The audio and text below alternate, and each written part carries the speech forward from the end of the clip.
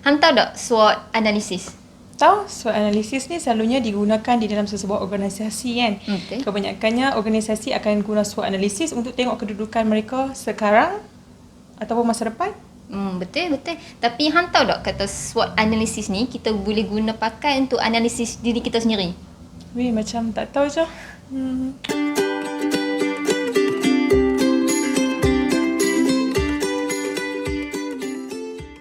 Assalamualaikum dan hai, saya Aznida. Dan saya Syahira. Selamat datang ke YouTube channel kami, The Cabinet Mission. Okay, so untuk video kali ini kami akan kupas mengenai how to do personal SWOT analysis. Sebelum itu, kami terangkan dulu apa itu SWOT analysis. SWOT stand for S, strength ataupun kekuatan, W, weakness ataupun kelemahan, O, opportunity ataupun peluang, dan T, threat iaitu Ancaman. Macam ni dah cakap sebelum ni, SWOT analisis ni kita guna pakai untuk menilai masa lalu, masa sekarang dan masa hadapan. Sebenarnya ada banyak format untuk buat SWOT analisis, tapi yang paling mudah dan tepat adalah menggunakan SWOT matrix. Ada 4 quadrant table. Okay, strength dan opportunity yang kita anggap perkara yang kita suka, yang perkara yang baik yang berada dalam kawalan kita. Manakala weakness dan threat adalah perkara yang kita tak suka dan berada di luar kawalan kita. So, bagaimana kita nak memanfaatkan strength dengan opportunity yang kita ada dan bagaimana kita nak memperbaiki weakness untuk kurangkan threat? Berpeluh tak dengar? Tapi relax dulu, jangan gelabah. Kami akan terangkan satu persatu. Persoalannya, kenapa kita kena bersusah payah untuk buat personal SWOT analysis ni? Okay, SWOT can help people with their personal development to become the best version of themselves. Marlo Zarka, personal certified coach. So, sebelum kita nak buat analisis, kita perlu tanya dulu diri kita, apa yang kita mahukan daripada SWOT analisis ini? Kita nak cari kerja ke, nak naik pangkat ke, ataupun kita nak tukar kerja baru. SWOT analisis ni tak rigid untuk cari kerja semata-mata. Hatta hampa boleh try untuk cuba sesuatu yang baru ataupun nak cari jodoh. Pun boleh. Gitu. So, start asking yourself untuk memenuhi 4 quadrant table tersebut. Perkara yang aku rasa paling penting adalah kejujuran. Okay. So, waktu kita cuba untuk tanya diri kita tu, cubalah untuk jadi jujur juga. Cuba lihat diri kita daripada pandangan orang lain. Contoh macam keluarga, rakan sekerja ataupun outsider. Ni akan membuatkan kita punya analisis lebih tepat. Untuk buat SWOT analisis kita lebih berbaloi, kita kena luangkan masa untuk berfikir dengan lebih mendalam. Kita boleh rush untuk buat SWOT analisis ni.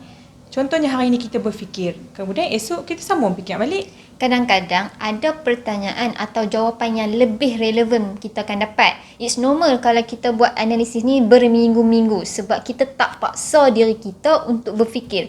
Sebabnya keadaan yang memaksa akan membuatkan kita ni jadi tak jujur. Okey, seterusnya bahagian yang penting. Fokus betul-betul. Andaikan kita nak tukar pekerjaan baru.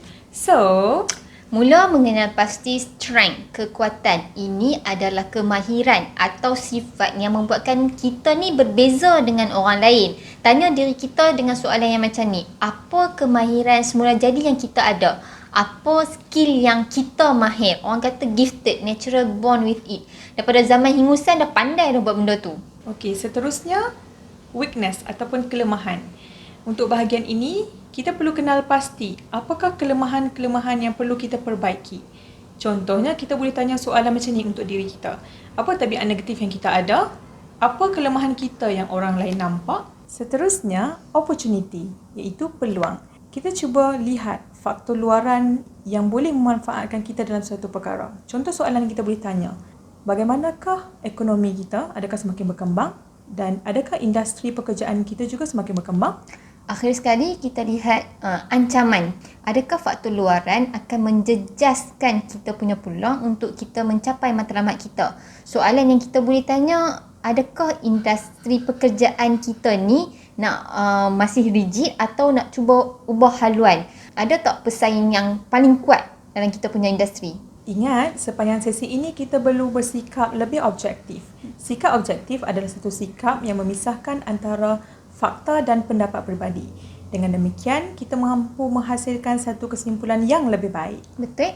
Next, kita akan evaluate kita punya SWOT analysis. Kita ada dua cara untuk kita evaluate. Yang pertama adalah matching concept. Matching ni bermaksud connecting two categories to determine a course of action. Contohnya, kita padankan strength dan opportunity untuk lihat kat mana kita perlu bertindak agresif.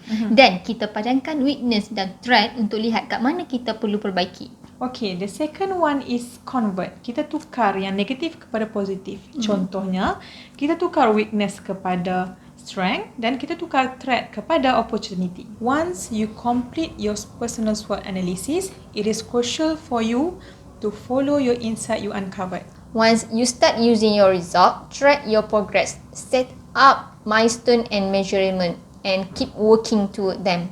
Step by step, little by little, you will get where you want to be, insyaAllah. So, get started now. Bye. Assalamualaikum.